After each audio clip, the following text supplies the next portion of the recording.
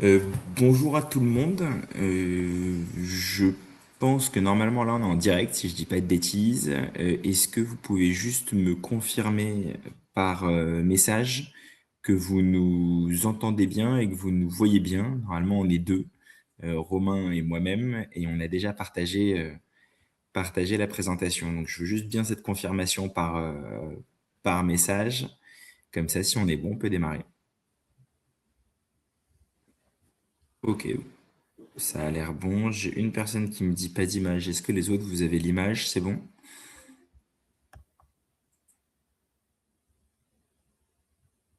Ok, top. Et bah, bonjour à tout le monde, bonjour à toutes et à tous.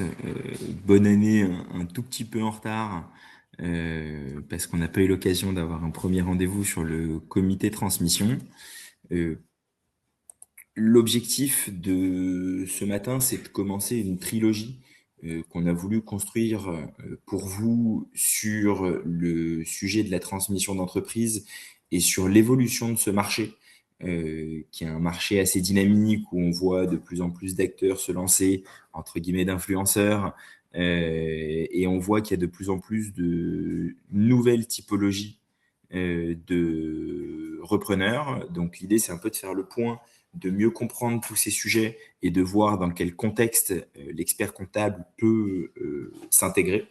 Donc, normalement, vous avez reçu déjà via mail les dates des 3 webinaires sur lesquels on va travailler ces sujets-là. Il y en a un en février, un en mars et un en avril. Merci beaucoup à Romain d'être avec moi pour animer ce premier webinaire et je vous tease déjà, il sera là sur le deuxième également. Et pour finir, avant de démarrer et rentrer dans le vif du sujet, au sein du comité de transmission, l'idée cette année, c'est de continuer la dynamique qu'on avait sur les années précédentes, à savoir travailler sur des webinaires pour continuer à développer ces sujets.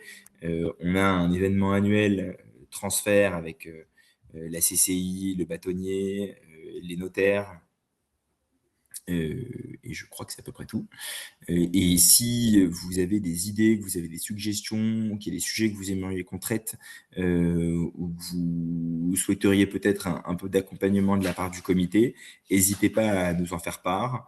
Normalement, vous pouvez contacter Claire, vous pouvez me contacter moi directement sur LinkedIn avec grand plaisir, pour faire en sorte que ce comité vive et soit le plus utile pour vous et pour la profession. Voilà, sans plus tarder, on va pouvoir démarrer ce webinaire. Romain, si tu veux, je te laisse te présenter rapidement avant qu'on rentre dans le vif du sujet. Top, merci Julien, bonjour à tous, ravi d'être là. Romain Mény, moi je travaille depuis plusieurs années dans les technologies qui facilitent le M&A, les fusions-acquisitions et la finance d'entreprise au sens large, un métier que j'ai exercé une dizaine d'années en banque d'affaires, en boutique M&A, avant de fonder ma société. Ravi d'être avec vous. Merci beaucoup. Vas-y, je t'en prie si tu veux. Ouais, effectivement, l'objectif de ce webinaire, comme le disait Julien, dans cette trilogie, on va essayer de rentrer un petit peu en entonnoir dans le sujet et de démêler le vrai du faux dans les nouvelles tendances qu'on voit, les nouveaux types de profils qui pullulent sur LinkedIn. Ce webinaire, l'objectif, il est assez clair. On va essayer de prendre du recul sur ce qui est en train de changer, pas refaire un cours théorique sur la transmission, ça vous maîtrisez déjà. Et puis, il y a des webinaires un peu plus techniques qui arrivent juste après. Mais là, on va voir ce qui évolue sur le marché. Pourquoi certains dossiers passent très bien, dossiers de vente, pourquoi d'autres bloquent. Et surtout, comme le disait Julien, quelle est la place stratégique de l'expert comptable dans ce nouveau contexte. Moi, je ne suis pas expert comptable et je travaille avec des banques d'affaires, des boutiques M&A. Je peux vous assurer d'une chose, c'est que votre profession est très crainte par les autres acteurs parce que vous avez un lien privilégié avec les clients, un accès aux données, un accès à l'historique, une confiance voilà, pour ceux qui veulent prendre encore plus de place dans ce marché, voilà, l'ère des spécialisations de cabinets, etc. Voilà, sachez que, à mon sens, et dans l'esprit de beaucoup, vous avez vraiment toute votre place pour prendre vraiment tout le rôle qui peut être le vôtre. Et on va essayer voilà, de vous donner un petit peu les dernières actualités, les nouvelles tendances autour de ça. voilà, si ce webinaire est important et pourquoi on a voulu voilà, démêler le vrai du faux, c'est on est à la croisée de plusieurs grandes dynamiques. La première, vous la voyez tous les jours, c'est le vieillissement des dirigeants. Ça entraîne une hausse significative des transmissions sans repreneur. Des chefs d'entreprise arrivent à la retraite, parfois un peu brutalement, parfois avec des sujets de santé, parfois simplement par fatigue. Et encore trop souvent, la question de la transmission n'est pas anticipée. Donc, le résultat, c'est que les entreprises sont à vendre dans l'urgence, et l'urgence est rarement le meilleur contexte pour voilà, mener une opération de transmission qui est déjà suffisamment stressante comme ça. Ça ne nous laisse pas le temps de trouver des repreneurs, ça ne nous laisse pas le temps de travailler sur la création de valeur et peut-être le désengagement opérationnel du dirigeant. Ça donne des dossiers qui ne sont pas prêts, où on n'a pas eu le temps de mettre en place tous les reportings qui vont bien. Donc voilà, ça c'est un petit peu la première tendance. Et la deuxième dynamique qu'on voit là depuis 2-3 ans, c'est la technologie. L'idée, c'est pas de prêcher pour ma paroisse, mais je pense que voilà, tout le monde voit l'IA qui est partout, qui n'épargne pas, y compris les missions à forte valeur ajoutée.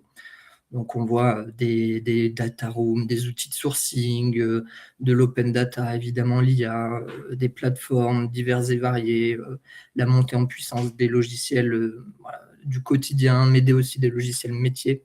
Et en fait, c'est impossible d'ignorer voilà, ces phénomènes et de continuer ce métier comme on le faisait il y a 10 ou 15 ans, parce que ça crée une rupture d'égalité entre les conseils voilà, qui vont plus vite, qui peuvent prendre plus de volume, qui peuvent des fois ajuster leur pricing, qui peuvent prendre des plus petites missions.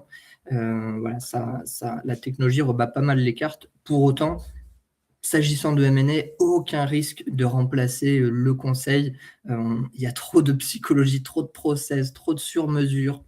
C'est vraiment, ça fera partie, à mon sens, des missions qui vont perdurer le plus longtemps. Donc voilà, je pense qu'il ne faut vraiment pas avoir peur de la technologie sur ces missions-là.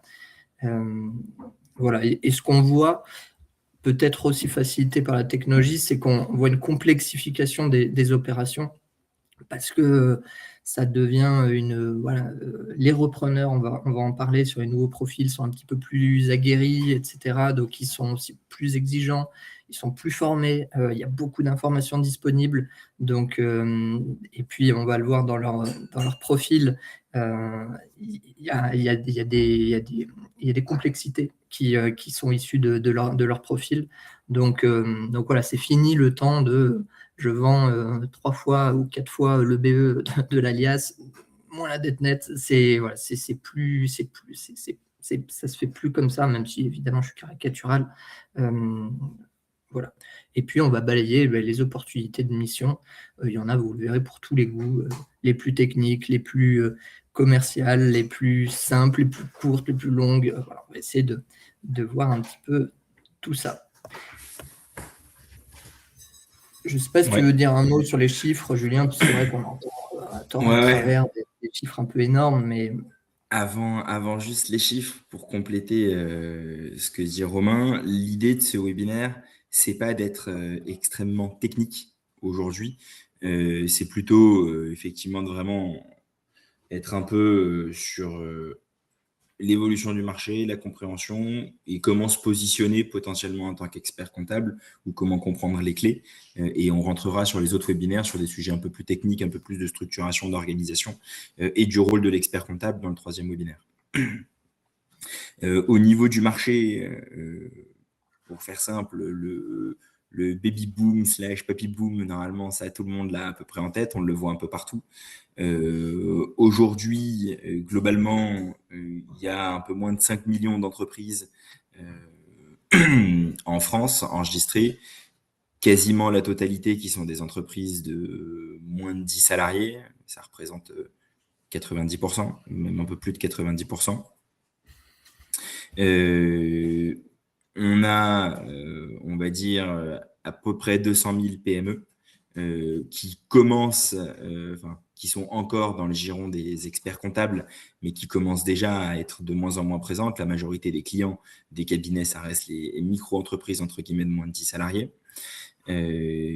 Et quand on regarde en dessous les sociétés qui sont entre 500 000 et 5 millions de chiffre d'affaires, qui vont représenter, on pense, selon nous, avec Romain, la majeure partie des clients que les cabinets d'expertise comptable peuvent accompagner dans le cadre des opérations de cession et éventuellement de reprise, si on accompagne des repreneurs ou des acquisitions.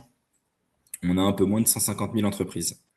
Et les chiffres qu'on met sur le nombre de transactions, je ne sais plus où est-ce qu'on les a récupérés, si c'était des datas publiques, des études de BPI qui ont été réalisées.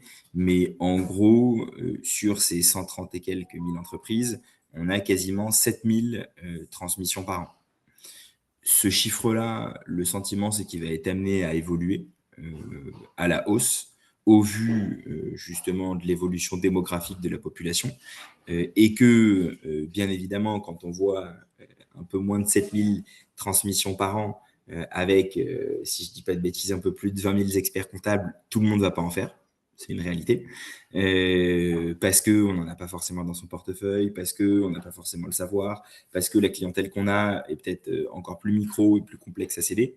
Mais l'intérêt, et on va dire croissant dans nos professions, c'est justement un peu cette spécialisation qui permettra de récupérer quelques missions de transmission par an. Si on en fait déjà 2, 3, 4, 5 par an, ça commence à avoir, on va dire, une taille significative. Ça permet de créer une nouvelle ligne de service au sein du cabinet.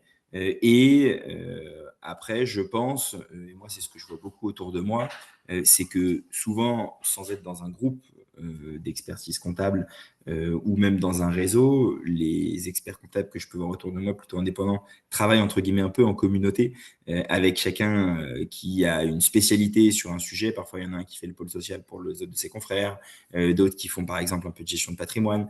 Il peut y en avoir qui est un qui peut être spécialisé sur la transmission et qui peut travailler avec un certain nombre de confrères et qui va être un peu la personne qui va travailler sur tous ces sujets-là pour 3, 4, 5, 10 experts comptables qu'il a autour de lui. Et on pense que c'est d'autant plus le moment que le volume de transmission va augmenter et que les typologies de repreneurs, comme le disait Romain, sont de plus en plus qualifiés et souhaitent de plus en plus être accompagnés par des, entre guillemets, sachants, chose qui se faisait moins avant.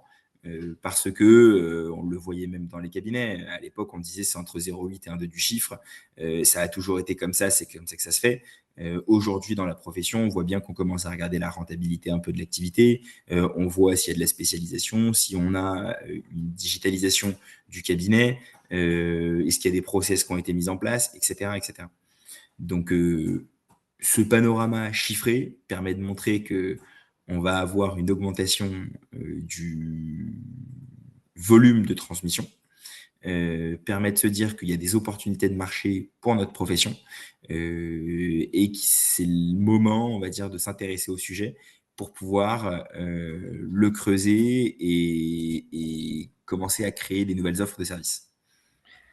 Ouais, et puis, on se focalise beaucoup sur le flux de transactions, les 6 500 et puis peut-être une partie des 40 000 qui sont sur la gauche, dans lequel il y a des petites missions, plus rapides à mener. Mais il y a aussi le stock et pour moi, le stock, c'est encore plus important. On parle là des 130 000 TPE-PME. Une transmission, il y a le moment effectivement du closing, mais ça se prépare, vous le savez et il y a énormément de missions connexes, liées, au reporting financier, à la création de valeur, DAF externalisé. Enfin, on va ensuite rentrer dans le détail, mais pour le coup, effectivement, il y a un stock de sociétés éligibles à des missions de finance d'entreprise. Ouais, il peut y avoir des opérations préalables à la cession, des BSPCE. Enfin, il y a beaucoup de choses qui peuvent être faites également sur le stock et pas uniquement sur le flux de deal. Donc effectivement, sur les volumes, on en parlait, 40 000 transmissions, pas toutes adressables par un conseil, ou en tout cas de façon très structurante. D'ailleurs, il y a beaucoup d'experts comptables qui ne font plus que de la transac, hein. Si on fait 4 ou 5 opérations dans l'année, sur des TPE-PME, on va être vite entre 250 000, voire même 1 million de chiffre d'affaires, hein. Donc c'est très... En plus d'être... Bon, je pense qu'on est tous ici, donc tous un peu biaisés, mais c'est des missions qui sont stimulantes intellectuellement, qui sont très riches. On parle de marché, de stratégie, de négo, on fait du sur-mesure à chaque fois, c'est les montagnes russes émotionnelles.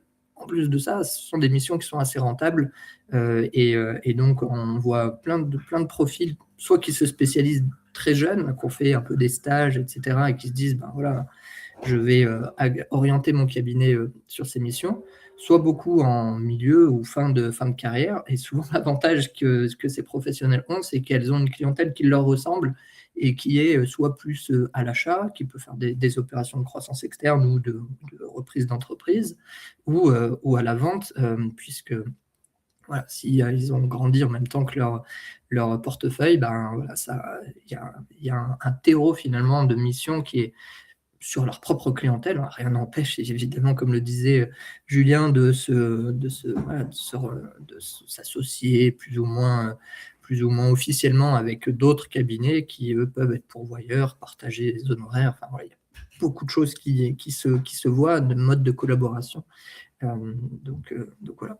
40 000 transmissions, toujours un peu les mêmes secteurs, hein, l'industrie, les services, le commerce, ça n'a pas beaucoup changé, hein, même si on entend beaucoup. Les startups font plus de bruit que les BBB, comme on dit, les boring boomer business. Mais en fait, le tissu économique français, c'est ça. Les emplois, ils sont dans ces sociétés-là. Et c'est encore peut-être les secteurs qui sont les plus protégés des ruptures technologiques, IA, etc. Donc, qui reviennent vraiment sur le devant de la scène. Il y a quand même un déséquilibre entre l'offre et la demande. Les repreneurs, notamment certains, veulent des moutons à 5 pattes, ça on le sait.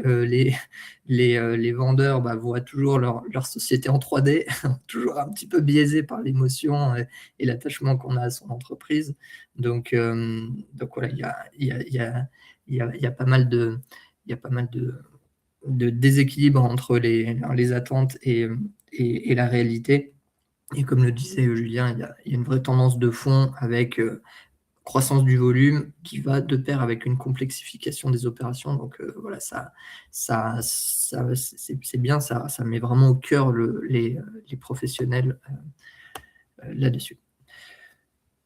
Pour rentrer peut-être un peu plus dans l'actualité, on a toujours une forte, enfin, peut-être sur les attentes des repreneurs. Il y a toujours le critère numéro 1 qui est de reprendre une société avec une faible dépendance aux dirigeants. Ça, il n'y a rien de nouveau, c'est pas du 2026, mais c'est vraiment une priorité et vraiment, il faut travailler avec ses clients pour anticiper des recrutements clés, pour les délégués. Mais le dirigeant qui a 62 ans, qui travaille encore 70 heures par semaine, qui pense vendre sa boîte un jour, ça va être compliqué. Ça va être compliqué, ça va faire peur aux repreneurs qui cherchent une boîte à reprendre et qui ne cherchent pas une prison. Donc il y a vraiment un travail et c'est vraiment, on doit être sur la règle des 80-20. Oui, on peut toujours optimiser, habiller la mariée, mais l'essentiel, c'est quand même que la boîte tourne sans son dirigeant. Donc il y a vraiment un coaching un peu opérationnel, faire sortir la tête du guidon, le dirigeant futur cédant pour qu'il se désengage. Évidemment, tout ce qui est rentabilité et surtout récurrence, voilà, récurrence, c'est vraiment le mot, même encore plus important que la rentabilité, parce que la récurrence, ça joue sur le multiple, ça joue évidemment sur souvent l'EBITDA, la rentabilité, mais aussi sur le multiple. Une belle renta sans récurrence, on achète 3 fois, 2 fois, mais on n'est pas capable d'aller sur du 6, 7, 8 fois, voire plus, évidemment, dans certains secteurs. Donc, vraiment essayer de peut-être transformer les modèles économiques de vos clients et les coacher là-dessus vaut mieux accepter une petite baisse du chiffre d'affaires temporaire d'un client qui vendait tout en one shot pour lui transformer vers plus de récurrence. Service B2B, les niches industrielles, tout ce qui est maintenance, évidemment, tout ce qui est logiciel. Et encore, le logiciel, il y a même 2 ans, on disait, bon, c'est bon, génial. Là, s'il n'y a pas une profondeur de fonctionnalité, une offre un peu complète, avec l'ère du vibe coding, en gros, les développeurs qui, avec les outils no-code, d'IA, etc., arrivent en quelques mois avec une proposition peut-être pas parfaite, mais sur le marché. Voilà, des SaaS qui sont monofonctionnalités ou autres peuvent être moins attractifs qu'à une époque. Puis, voilà, à l'inverse, et puis effectivement, reporting, un historique propre, pas laisser traîner les petits litiges, les sujets de fond, RGPD, l'extra-financier aussi. Je sais qu'il y a beaucoup de professionnels experts comptables qui sont sensibles à ces missions, qui se sont formés, parfois un peu déçus par les reculs législatifs, mais c'est vraiment une mission à part entière et c'est même un prérequis dans certains secteurs. La boîte ne se vendra pas si elle est encore au niveau zéro de sa transformation durable. Parce que les fonds sont très regardants là-dessus. Vous me direz, oui, mais on ne vend pas tout ça à des fonds d'investissement. OK, mais il y a beaucoup d'acquéreurs qui sont eux-mêmes détenus par des fonds ou qui ont des fonds au capital et qui, évidemment, ont un droit de regard sur les opérations de croissance externe. Donc, même si c'est indirect, les fonds ont une emprise sur le marché qui est énorme. La BPI, que ce soit en capital, en dette, je pense que Julien a des histoires aussi à raconter. Nous, l'un des derniers deals que j'ai fait en tant que banquier M&A, la BPI a imposé qu'on se sépare d'une partie de l'activité. Donc, au-delà de complexifier, de donner du temps, se séparer d'une activité, c'est facile sur Excel. Derrière, il y avait quand même 4-5 personnes, il y avait des clients, il y avait des interconnexions avec le reste de l'activité. Donc c'est vraiment pas neutre. Donc voilà, l'extra-financier, c'est vrai qu'on ne l'a pas mis dans la slide, ou pas assez. Mais c'est vraiment à la fois une demande des repreneurs et un des potentiels deal breakers s'il n'y a pas eu de transformation. Donc voilà, un marché à 2 vitesses avec des boîtes qui sont dans le stock des TPE, PME, mais qui ne seront pas vendables parce que voilà, il y a des critères qui ne sont pas remplis.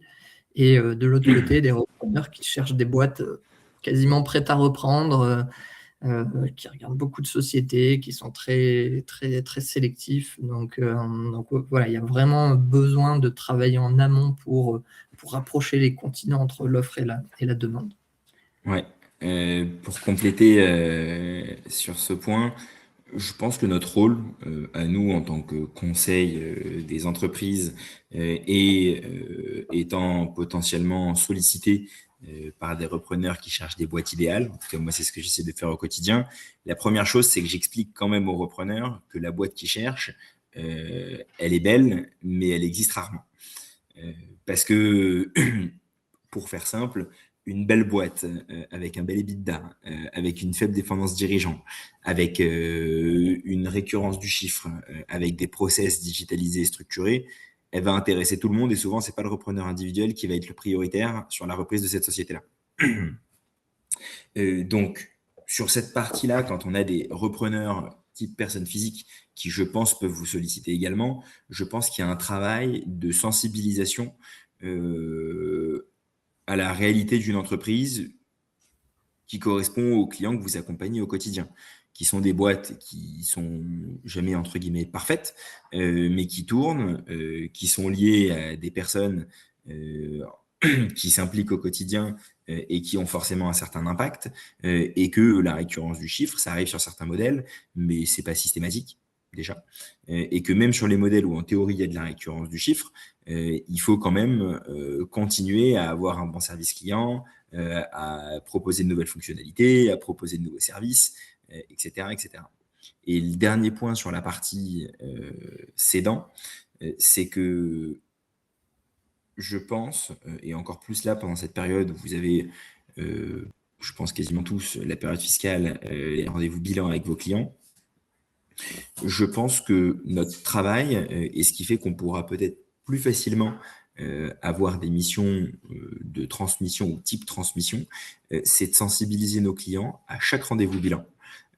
Pas forcément à chaque interaction avec lui, parce qu'à un moment il va en avoir marre, mais à minima à chaque rendez-vous bilan, de le sensibiliser sur justement les points clés d'analyse, de valorisation d'une entreprise. C'est quoi? C'est l'évolution du chiffre d'affaires, la dépendance client. Ça, on peut essayer de la piloter entre guillemets au maximum, de se dire bon, c'est quoi la taille de mon plus gros client par rapport à mon portefeuille moyen de clients. Regarder est-ce qu'on est capable d'avoir une certaine récurrence ou pas. Si jamais on a une récurrence, c'est mieux. Si on n'en a pas, que c'est lié à notre activité, c'est la vie. Il y a un moment, on ne va pas changer de business model complètement. Si la boîte tourne comme ça depuis 10 ans, il ne faut pas non plus dire aux dirigeants change tout et il n'y a plus rien qui va dans son entreprise. Ça, c'est une évidence. Et l'autre point qui est important, je pense, pour le dirigeant et sur lequel il faut essayer de l'accompagner parce que je pense que c'est là où il a le plus de mal au quotidien, c'est sur la délégation et sur son importance au sein de l'entreprise au global. De savoir en fait quelles sont les tâches qu'il réalise au quotidien, est-ce qu'il y en a une partie qui peuvent être déléguées, est-ce que financièrement c'est viable, parce que si c'est pour recruter et se retrouver en déficit à la fin de l'année, bien évidemment ça n'a pas d'intérêt. Et donc essayer de se faire un peu une grille d'analyse de ces sujets-là avec vos clients TPE, PME pour voir dans quelle mesure vous pourriez les accompagner sur on va dire l'optimisation de la gestion de votre entreprise, de leur entreprise, dans l'anticipation de la transmission. Même s'ils ne veulent pas vendre à 1 an, même s'ils ne veulent pas vendre à 3 ans, ça permet d'ores et déjà de se poser ces questions-là pour essayer, entre guillemets, de fiabiliser la pérennité de l'entreprise. Et ce qu'il faut avoir en tête, c'est que dans tous les cas, ces critères-là, c'est des critères qui sont analysés parce que c'est des critères qui permettent de se dire que l'entreprise est pérenne et n'est pas liée uniquement aux dirigeants. Donc, même si on ne veut pas transmettre, si on commence à se sensibiliser sur ces critères-là, on aura en théorie une entreprise qui tournera à minima tout aussi bien, voire mieux, et moins dépendante des dirigeants. Moins dépendante, ça veut dire aussi un dirigeant qui peut prendre des vacances, qui peut prendre des week-ends. Voilà, je pense qu'il y en a beaucoup là sur le webinaire. Donc je pense que ça résonnera chez beaucoup d'entre vous. Effectivement, les cédants, ils sont pas, voilà, ils sont tous. Il y a des nouveaux profils qu'on retrouve. Il y a toujours effectivement les fins de cycle, les départs en retraite, à l'âge de la retraite. Voilà, ça représente quand même toujours la majorité. Mais il y a de plus en plus de cessions, soit opportunistes, voilà, une belle année ou 2-3 belles années. On sent que potentiellement le contexte concurrentiel est en train de changer, que c'est encore le bon moment. Et on se dit, bon, voilà, pourquoi j'ai passé, même si c'est que quelques années, à développer cette société. Voilà, il y a peut-être une fenêtre de cession qui est intéressante, ça peut être l'opportuniste. Il y a les contraintes personnelles, évidemment, ce qui sont souvent voilà, pas forcément prévues et qui viennent s'inviter de façon un peu brutale dans l'équation. Il y a l'IA à nouveau, il y a des dirigeants, même à 10-15 ans de la retraite, qui se disent c'est pas mon combat, c'est pas mon combat, là je sens que ça s'accélère, que ça va trop vite, etc. Et je préfère me retirer maintenant, quand la boîte va bien, que voilà, faire quelques années de trop et je sens que je suis plus la bonne personne pour voilà, prendre la vague technologique. Je vois mes concurrents qui se transforment, etc., qui vont plus vite. On le voit dans tous les secteurs, hein, y compris celui de l'expertise comptable d'ailleurs.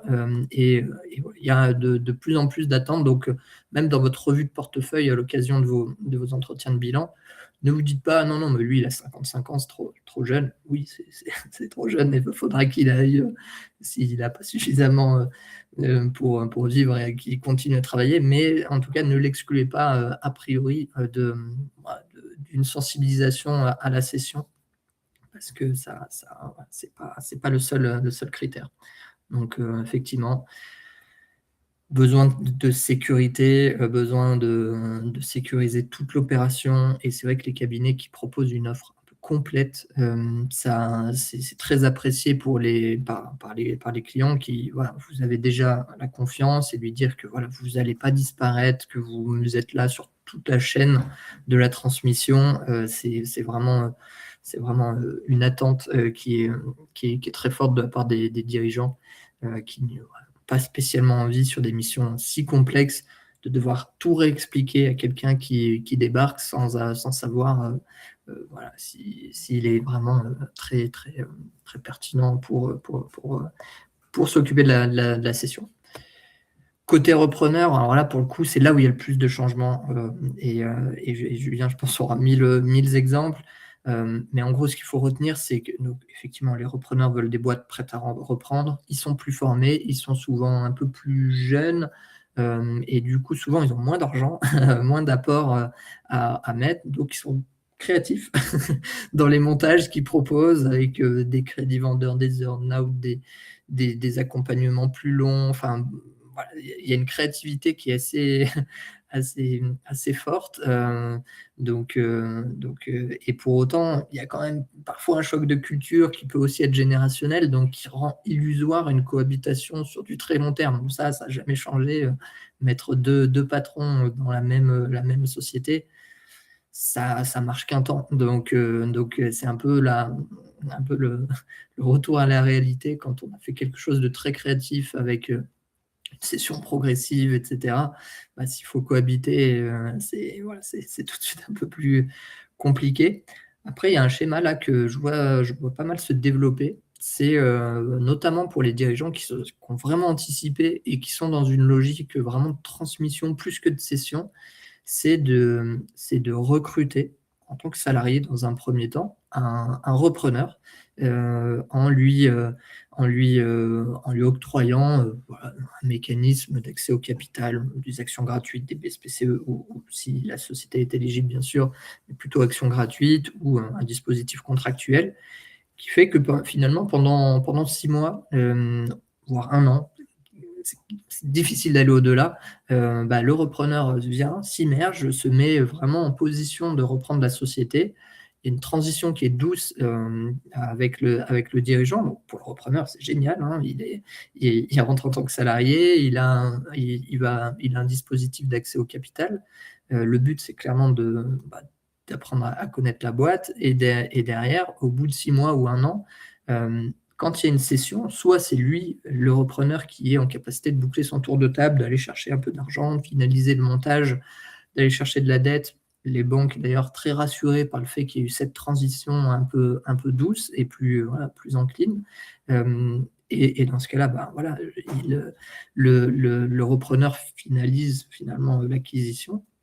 Soit ça ne se fait pas et on ne peut pas non plus, le dirigeant ne peut pas tout miser sur ce repreneur, etc. Et du coup, il peut céder la société et derrière, le repreneur, quelque part, aurait été un petit peu protégé aussi, puisque s'il y a eu le mécanisme a été bien ficelé et qu'il y a eu une création de valeur apportée par le repreneur, le repreneur, même si ce n'est pas lui qui finalement est le plus compétitif pour acheter la boîte, il peut prendre un petit cash-out et derrière se relancer sur un autre processus de reprise avec cette fois un petit peu plus d'apport et une expérience de reprise pas complète, mais voilà. C'est des petits mécanismes qui ont le vent en poupe et qui sont aussi liés à la créativité peut-être des profils qui ont moins d'apport et qui proposent ce genre de deal qui, sur le papier, je crois que c'est François Hollande et son contrat de génération qui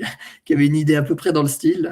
L'idée, c'est pas je referme le chapitre politique, mais voilà, c'était, je pense, un peu inspiré de ça. Donc voilà pour peut-être des nouvelles tendances. Après, effectivement, on ne va pas s'étaler trop sur les influenceurs, etc., qui racontent pas toujours la vraie réalité du terrain avec vous pouvez reprendre sans apport, aucun problème, etc. Enfin,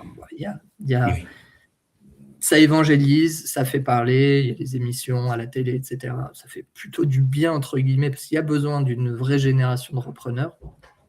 Mais voilà, ça reste des processus quand même un peu codifiés et sérieux, et où les conseils ont toute leur place des fois pour faire atterrir un petit peu et sans briser les rêves, mais peut-être remettre un petit peu de réalité dans tout ça. Ouais, complètement. C'est sur cette partie-là, rapidement, euh, je pense qu'on a l'habitude d'avoir des clients qui nous disent ah bah j'ai un copain qui a fait ça, ah j'ai quelqu'un qui m'a dit que je pouvais je sais pas moi pas payer d'impôts, que je pouvais réduire mes cotisations, que je pouvais passer ça. Donc c'est quelque chose dont on a l'habitude. Ça fait un sujet de plus à traiter, de dire ah bah on m'a dit que je pouvais reprendre une entreprise sans apport qui fait plusieurs millions et que la banque allait me financer en totalité. Ça, je pense qu'on l'a déjà vu et il faut bien sensibiliser les clients sur ces sujets et même les prospects.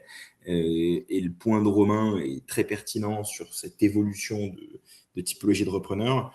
C'est peut-être quand on sait qu'une entreprise n'est pas forcément facile à vendre, quand on dit pas forcément facile à vendre, c'est globalement une entreprise qui est assez dépendante de dirigeants, qui n'a pas forcément un chiffre d'affaires récurrent permanent, qui a une dépendance potentiellement client. Je pense que c'est intéressant aussi de sensibiliser le dirigeant, même s'il ne veut pas vendre tout de suite, à se poser la question de est-ce qu'il y a de la reprise en interne potentiellement. Et donc ça, c'est un des rôles de l'expert comptable en tant que conseil des dirigeants au quotidien, de lui faire un peu se poser ce type de questions-là, si on pense qu'il y a un intérêt. Et l'autre point, je ne sais plus si on en parle après dans la presse, mais je ne suis pas sûr, c'est qu'en complément de ces nouveaux repreneurs, entre guillemets, individuels, il y a comment dire, des clubs deals ou des clubs d'investisseurs qui sont là pour soutenir justement des personnes qui auraient potentiellement pas assez d'apport pour aller voir les banques et dire bah voilà j'ai 20-30% du montant de la valo en apport qui me permet de gérer l'opération sans faire de promo ou d'autopromo. Mais je sais que Dealmaker a lancé un premier petit fonds sur le sujet pour accompagner justement des repreneurs qui n'auraient pas forcément tous les apports et qui ne voudraient pas mettre tous leurs œufs dans le même panier dans le cadre d'une opération et qui du coup va permettre d'analyser et de regarder si l'opération peut se faire. Il y a d'autres typologies de financeurs qui le font, même si sur le very small cap, c'est assez rare, objectivement. Donc je pense qu'il y a un sujet à ce niveau qui pourrait être travaillé. Il y a quelques acteurs, peut-être qu'on pourrait d'ailleurs, dans le cadre du comité de transmission, essayer de faire un peu des sortes de cartographie pour vous faciliter le sujet, si jamais ça vous intéresse, de à minima échanger sur ces sujets avec vos clients. Et donc s'il y a des gens, j'en profite, là je vois qu'on est quasiment 100 sur le webinaire, s'il y en a qui sont intéressés par travailler sur cette typologie de cartographie de financeurs en fonction de la taille de l'opération, avec plaisir pour travailler ensemble sur le sujet dans le comité de transmission. Et donc, effectivement, les club deals et les search funds sont un peu les deux.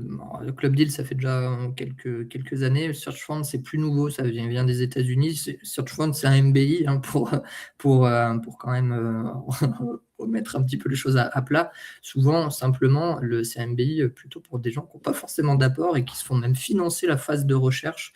Mais effectivement, le but, c'est un repreneur qui arrive avec des investisseurs pour reprendre une société souvent d'une taille un peu plus importante. Et ça donne des rendements qui sont assez intéressants pour les investisseurs. Et ça permet finalement aussi à des repreneurs qui se sentaient exclus d'une reprise pour des raisons financières de potentiellement mener leur projet à bout. ouais, et d'aller sur des tailles d'entreprise qu'ils n'auraient pas par ailleurs. Exactement. Euh, Sur la complexification financière, on le disait un tout petit peu en intro, le 3 fois, 4 fois le BE, vite fait retraiter le salaire du dirigeant, le loyer à la SCI, moins la dette nette, bon, ça passe plus l'examen. Il y a vraiment une montée en puissance de l'éducation financière, même des repreneurs qui n'ont pas un profil ou des études financières sont formés. Il y a plein d'acteurs de la formation qui font du travail. Il y a aussi peut-être les influenceurs qui parfois font du contenu et pas tout est à jeter également. Mais on est très vite sur effectivement avoir un reporting un reporting qui cadre, avec de l'opérationnel, avec de la compta. On parle très vite de normalisation de BFR, d'analyse de la récurrence, voilà, on est vite là-dessus, de normalisation de la dette nette, de l'EBITDA. Enfin voilà, c'est plus des gros mots, c'est plus le langage uniquement de l'expert.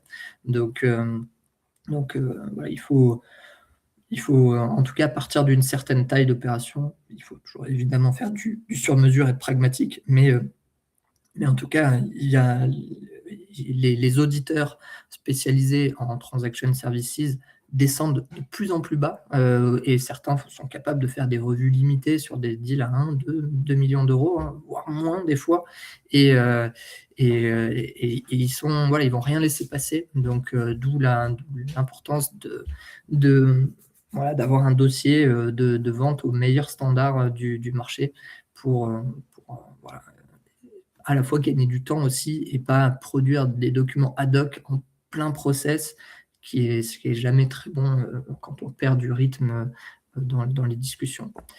Peut-être, effectivement, pour aller un petit peu plus sur le rôle et derrière les missions de l'expert comptable, on le disait, vous êtes très en amont, notamment sur votre portefeuille client, donc vous êtes les mieux placés pour détecter les projets à l'occasion des rendez-vous de bilan ou autres, mieux placés pour préparer du reporting, de l'extra-financier, du désengagement opérationnel, de la réorientation, du conseil en modèle économique. Enfin, ouais, beaucoup de missions qui peuvent être faites en amont.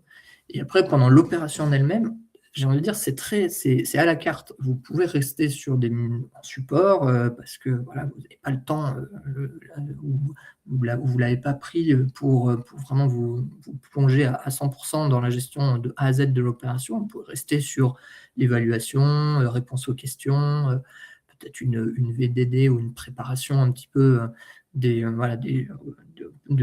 éléments qui vont être nécessaires aux repreneurs, des opérations peut-être un peu ad hoc qui peuvent être faites, ou alors gérer de A à Z avec également l'établissement d'une liste d'acquéreurs ou de cibles, selon de quel côté vous êtes, le contact des contreparties, la gestion des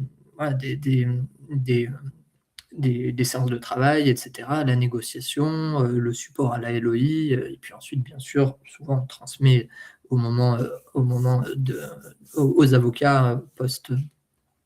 de l'offre ferme et du contrat de cession, des garanties d'actifs passifs, etc.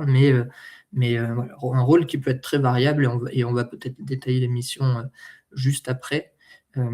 Mais déjà, comme on disait, sur le stock, sur la détection et la préparation avant les flux d'opérations M&A, il y a pas mal de missions qui peuvent être faites. La valorisation, par exemple, pas forcément d'ailleurs dans le cadre d'une cession, hein, ça peut être pour des opérations d'ingénierie financière, des réorganisations, création de holding, mise en place de BSPCE, je sais que c'est une des spécialités de Julien, évidemment, bien sûr, c'est toujours un sujet, la valo, qui intéresse vos clients, et donc il ne sera jamais insensible, et il est prêt généralement à dégager des budgets pour ça.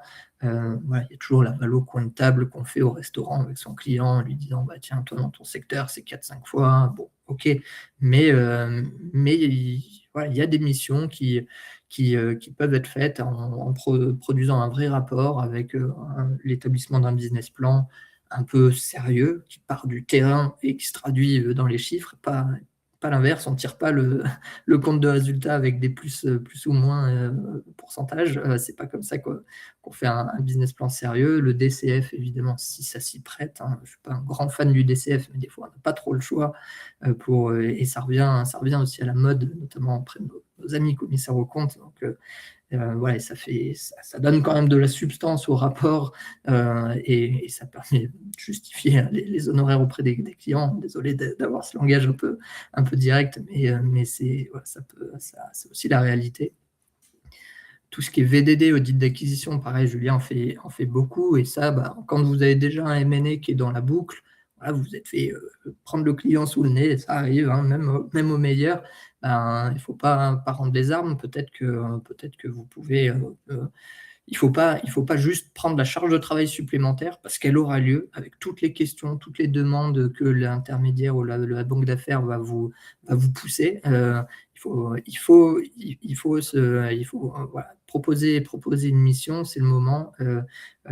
Si vous n'avez pas pris la mission de M&A ou que vous n'avez pas voulu la prendre, peut-être sur des VDD ou des préparations de data pack, voilà, c'est des missions qui restent dans votre zone de génie, qui est la technique, qui est l'expertise, qui est souvent aussi un peu le maillon faible des intermédiaires. Donc, ça fait vraiment du sens, ça sécurise vraiment ça fait du sens dans le tandem de conseil et ça sécurise surtout l'opération.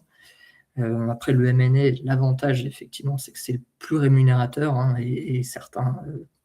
Enfin, ouais, vous voyez passer les honoraires. Alors, c'est souvent plus risqué parce qu'on est rémunéré essentiellement, en tout cas, au closing de l'opération.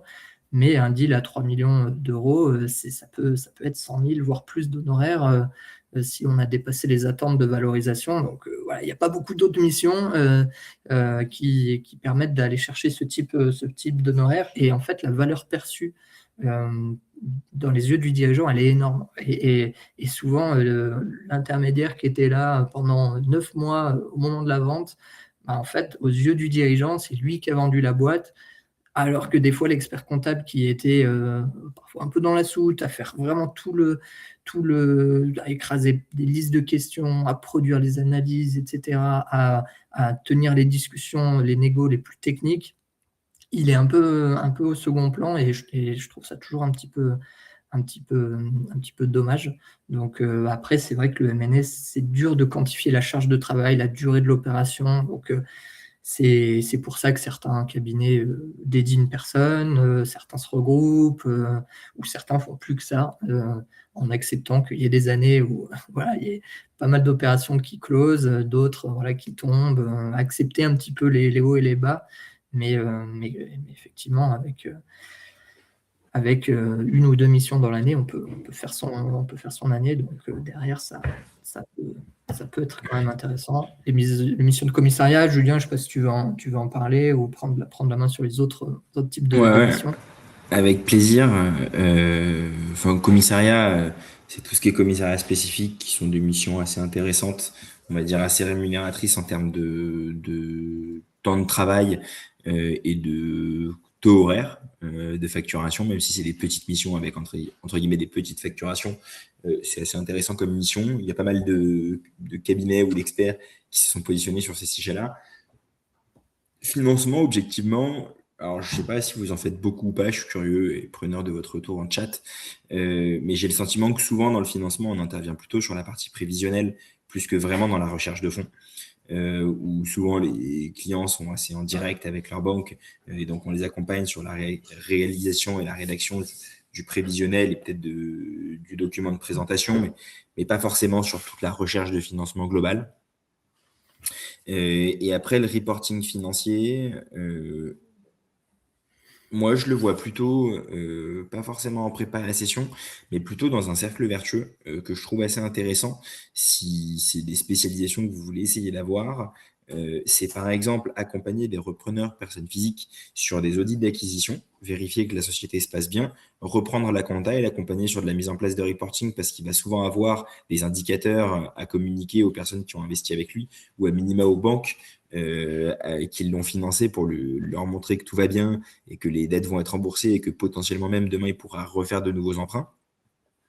Ça, c'est un peu un trio que je trouve assez pertinent et qui permet de surfer, entre guillemets, un peu sur la vague de nouveaux repreneurs personnes physiques qui se démultiplient et qui ont besoin d'accompagnement et de structuration.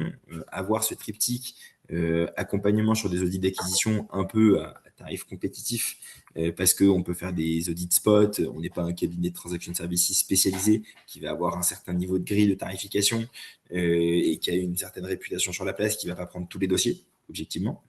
Donc, avoir cette porte d'entrée-là. Ensuite, lui proposer une comptabilité en lien avec l'audit d'acquisition, ça permet en plus, quand on rentre dans le dossier en audit d'acquisition, de capitaliser dessus après sur la compta. On reprend un dossier qu'on a déjà analysé et ensuite pouvoir mettre en place du reporting financier de manière ponctuelle ou régulière en fonction des besoins, ça permet d'avoir un accompagnement assez global et je pense que la valeur perçue pour les clients et pour les repreneurs, elle est encore plus élevée parce qu'ils disent en fait j'ai un conseil qui m'a accompagné sur plusieurs pans de l'opération. Et donc, même si, entre guillemets, on n'a potentiellement pas réussi à faire le M&A, on a quand même un certain nombre de missions qui peuvent rentrer en lien avec ces opérations de transmission et qui peuvent faire grossir la valeur de votre portefeuille, la valeur du cabinet et même l'intérêt des collaborateurs dans leur mission. Parce que ça change de la réalisation de déclaration de TVA, d'établissement de bilan. Ça permet d'être dans un projet, entre guillemets, un petit peu stimulant, où il y a du challenge, où il y a des enjeux clés dans la valo, valider que les éléments sont cohérents, pas cohérents, et ensuite avoir un travail d'analyse, de mise en place de suivi. Je pense que c'est gratifiant aussi pour les collaborateurs, donc c'est les missions qu'il ne faut pas hésiter à essayer de mettre en place. On en discutera un peu plus en détail dans les autres webinaires, mais c'est vrai que c'est un ensemble d'opportunités de missions dans le champ de la transmission, et Romain a raison de le préciser à chaque fois, il n'y a pas que le M&A, mais c'est tout un champ de mission qui vraiment permettent d'être au plus proche de nos clients, de nos dirigeants, d'avoir des opérations à plus haute valeur ajoutée et d'avoir des honoraires de facturation un peu plus intéressants, objectivement, et donc d'améliorer la renta et la valeur des cabinets. Top. Et pour accompagner ces opérations, c'est vrai que on le disait au départ, il y a des ruptures technologiques un peu sur toute la chaîne, soit d'une opération M&A, tout ce qui est sourcing via l'open data, les API de Papers et les compagnies de l'INPI. Il y a pas mal de logiciels qui se créent et qui permettent d'établir des listes d'acquéreurs, des listes de cibles, des listes de prospection avec accès, mail, téléphone des dirigeants pour faire soit aller chercher des clients, soit gagner du temps sur l'établissement des listes d'acquéreurs de cibles et viser plus juste. Évidemment, tout ce qui est production des documents, des mémos, des rapports d'évaluation, de reporting, il y a pas mal d'éditeurs qui sont positionnés et qui permettent de gagner du temps, jamais en produisant A à Z, à nouveau, mais sur tout ce qui est faible, moyenne valeur ajoutée, vraiment, ce serait dommage de faire tout ça à la mano, parce qu'il y a des jours, voire des semaines de travail qui peuvent être automatisés. Et de fait, l'idée, c'est d'abaisser le coût de revient de la mission et de prendre soit plus de volume, soit de descendre sur des tailles d'opérations que vous n'auriez pas pris auparavant, compte tenu un peu du ticket d'entrée, de passer plusieurs jours ou voire semaines à produire tout le dossier de vente. Les data rooms, il y a pas mal de nouvelles data rooms, notamment françaises, qui se lancent. Donc, pareil, elles facilitent notamment la phase d'audit avec de l'enrichissement un petit peu IA. Après, attention à quelle IA derrière, attention aux données sensibles. Voilà, l'innovation est intéressante. Après, derrière, il ne faut pas non plus... dans une data room, on sait tout le type de documents qu'on peut y retrouver. Donc attention vraiment à la destination, à l'utilisation des données. Je pense qu'il faut toujours avoir ça en tête. Pour les experts comptables, souvent, moi, quand je discute avec la profession, l'étape dans le M&A, en tout cas, qui fait le plus peur, c'est la recherche d'acquéreurs de cibles et le contact, la contrepartie. C'est la partie la moins technique finalement et la plus commerciale qui fait le plus peur. Et en fait, c'est vrai qu'à la fois avec les outils de sourcing qui permettent vraiment, sur la base de critères, d'établir des listes d'acquéreurs, les marketplaces, certaines sont vraiment réservées aux professionnels, certaines ont vraiment de l'audience, etc. En fait, je ne dis pas que le téléphone sonne tout seul, mais en fait, en postant le dossier et en utilisant correctement les outils, il n'y a pas forcément besoin de connaître personnellement tous les acquéreurs et en plus en le faisant de façon très, très rapide. Donc, voilà, vous pouvez... En tout cas, cette étape qui faisait peur a été vraiment bouleversée par la technologie. Et donc, je vois beaucoup d'experts comptables qui sont totalement désinhibés et qui se lancent, y compris sur le M&A, parce que cette étape est aujourd'hui, il n'y a plus besoin d'être le loup de Wall Street au téléphone, à passer 15 appels en faisant un show à l'américaine. C'est plus comme ça vraiment que ça se fait. Donc, il n'y a plus besoin d'avoir ces qualités intrinsèques. Voilà. Après, il y a des cas d'usage marketing un petit peu border. On l'a vu, certains influenceurs qui balancent des listes de dirigeants avec mail, téléphone sur LinkedIn, sur la place publique. Enfin, évidemment, on ne cautionne pas ça. Mais pour autant, des outils de scrapping peuvent permettre, quand on veut, voilà, l'idée, c'est pas de faire du masse, mais quand on pense vraiment qu'une boîte est intéressante ou peut être intéressée par une cible, voilà, des outils de scrapping qui sont légaux, peuvent quand même permettre de gagner du temps sans passer par le barrage secrétaire, etc., qui est encore très redoutable. Et l'IA, sur toute la chaîne de valeur, apporte des gains de productivité, certains marginaux, certains négatifs, parce qu'il y a toujours des hallucinations, il y a toujours des choses à contrôler. Et si vous perdez la confiance dans toute une partie du travail que vous avez vous-même fait, que vous allez potentiellement signer, c'est pas forcément productif. Donc voilà, il y a des algorithmes qui sont peut-être des fois le bon entre-deux, parce que ça hallucine pas un algorithme, mais ça permet quand même de gagner du temps. Donc c'est peut-être moins intelligent, moins contextuel, moins ci, moins ça, mais voilà, du coup, le mélange des deux peut être intéressant. Mais bon, ce serait un autre sujet. Il ne faut pas me lancer trop sur ce sujet. Simplement, voilà, il y a des technologies qui sont sur tous les points de la chaîne. Je pense aussi aux bases de données qu'on n'a pas mis, mais il y a des bases de transactions comparables. Il y a pas mal de choses qui permettent de gagner du temps dans la recherche, dans le contact, dans la production, dans la mise en relation. Donc voilà, je pense que ce serait dommage, à mon avis, de s'en priver pour prendre plus de missions, prendre des missions plus petites et surtout parce que ce sont souvent les tâches les plus ingrates qui sont le plus automatisées. Donc, parler d'attractivité, de missions stimulantes, voilà, je pense que effectivement la technologie peut renforcer cet aspect-là. Je ne sais pas si, Julien, tu veux dire un mot sur la technologie. Je sais que tu es un féru, ou si on conclut et on se laisse un petit temps de questions. Ouais, avec plaisir.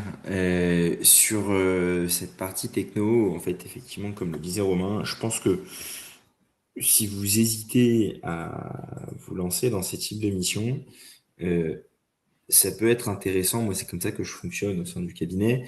Ça peut être intéressant de faire des tests. De se dire, OK, je prends une première mission, d'avoir une personne avec vous qui a un peu de temps aussi pour essayer de développer la mission, et donc du temps à consacrer et de l'énergie à consacrer. Moi, j'ai un peu, entre guillemets, un porteur de projet sur une nouvelle mission qu'on va développer. C'est comme ça qu'on a développé, par exemple, les évaluations de BSPCE, les évaluations d'action de préférence, qu'on a développé les Independent Business Review. Donc, c'est des missions qu'on a commencé à faire au début en se disant, bon, bah, on ne sait pas faire, mais on va apprendre. Et il y a des outils pareils qu'on peut tester sur toute la partie M&A, sourcing, ou à minima plateforme. Il y a des outils comme Fusac qui sont publics. Allo, même s'ils sont un peu, entre guillemets, en perte de vitesse de mon côté, je trouve, sur la partie marketplace. Dealmaker propose une marketplace plus privée entre intermédiaires qui peut être un relais complémentaire. Donc ça, c'est plein d'éléments en fait qu'on peut essayer d'utiliser pour faire un test sur une mission. Sur du M&A, on peut aussi dire à notre client, voilà, on est en train de lancer ça au sein du cabinet, je t'accompagne sur une période courte, vous faites un test, vous voyez si déjà ça vous plaît. Il y a des gens qui n'aiment pas ce type de mission, hein, ça arrive. Et l'idée, c'est aussi que les clients ont confiance en vous parce qu'ils vous connaissent depuis un certain temps. Donc, si vous voulez vous lancer dedans, je pense qu'ils pourront vous faire confiance, de leur dire on fait un test, on voit si ça fonctionne. Et si jamais ça ne fonctionne pas, peut-être pas lui dire de cette manière-là, mais de lui dire en gros, il n'y a pas d'engagement long terme. Tu peux reprendre ton indépendance sur ce sujet-là une fois que j'ai fait le test. Voir comment on travaille le discours, bien évidemment. Parce que là, mon discours, il n'est pas très sexy. Mais ça permet de le faire assez facilement. Et sur les évaluations et même les audits d'acquisition, il y a des outils tels que Finthesis, RCA, objectivement, je suis moins fan sur la partie Valo. Ils font des très bons prévisionnels, mais la Valo, c'est pas ce que je préfère. Dealmaker permet aussi d'avoir des data packs. Codia permet d'avoir des bases de données. Sur les bases de données, il y a d'autres bases de données, mais qui sont un peu plus chères. Il y a Valutico aussi qui existe sur la partie Valo.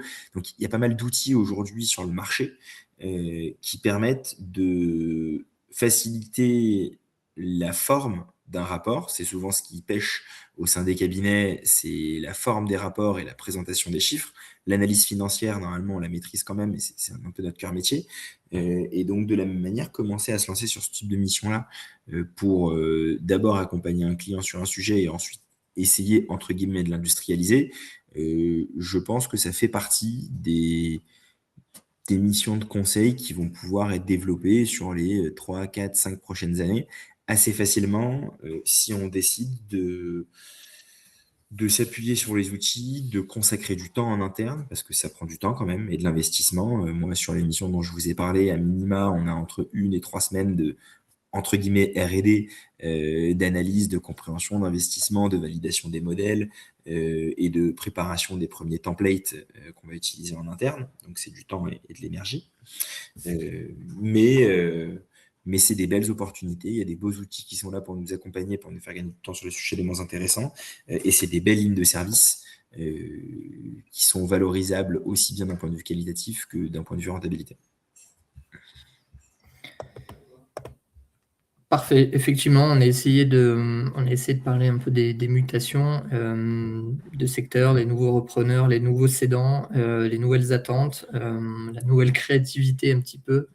Ce qui ne change pas, c'est l'anticipation pour désengager le dirigeant, point principal, mais également structurer de l'information pour faciliter l'opération et en plus, voilà, ça va de pair avec souvent de la création de valeur, du confort pour le dirigeant et derrière une meilleure cessibilité derrière.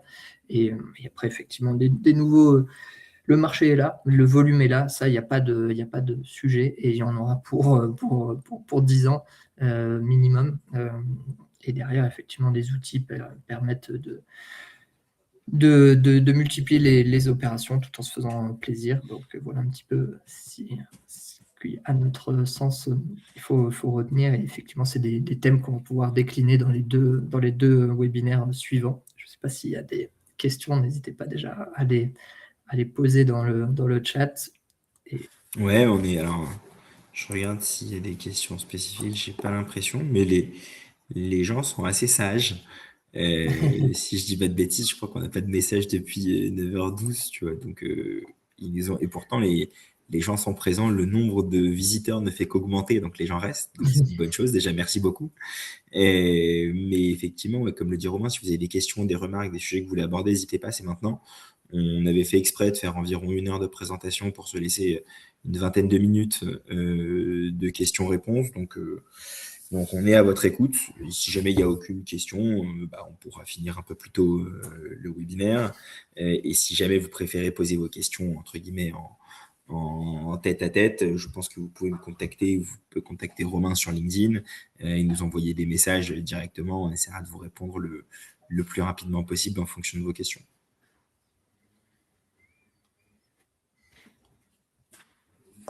Et là, c'est le moment où tu attends et tu te dis, qu'est-ce qui se passe? Mais non, pour l'instant, ça a l'air assez sage. Dans tous les cas, ce que je disais avec Claire, qui s'occupe de gérer le comité de transmission au sein de l'Ordre de Paris, c'est qu'on va travailler un peu un questionnaire pour voir quelles sont les attentes que vous pourriez avoir sur ce comité. On essaiera de vous l'envoyer soit, je pense, deuxième quinzaine de février, soit peut-être après le prochain webinaire qui aura lieu en mars. Comme ça nous permettra d'affiner aussi nos travaux par rapport à vos attentes et à ce que vous recherchez à travers ce comité. Voilà. On n'a toujours pas de questions. C'est que c'était trop clair. Ça doit être ça. Top. Ben, effectivement, n'hésitez pas à nous écrire ou à écrire à Claire. Le support sera transmis et puis ben, voilà, à disposition. On vous souhaite du coup, courage pour la période fiscale pour ceux qui sont pas mal exposés à cette période délicate.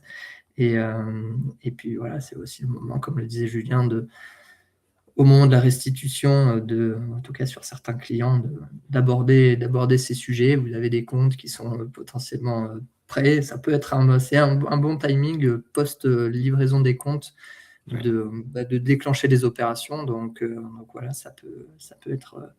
Il y a encore le temps de franchir pas mal d'étapes jusqu'à la clôture, jusqu'à la coupure de l'été. Donc voilà, si les comptes sont dispo février, mars, ça permet de préparer le dossier, la documentation, de contacter les acquéreurs, etc., de franchir des étapes et peut-être d'atteindre le stade d'une LOI contresignée avant l'opération.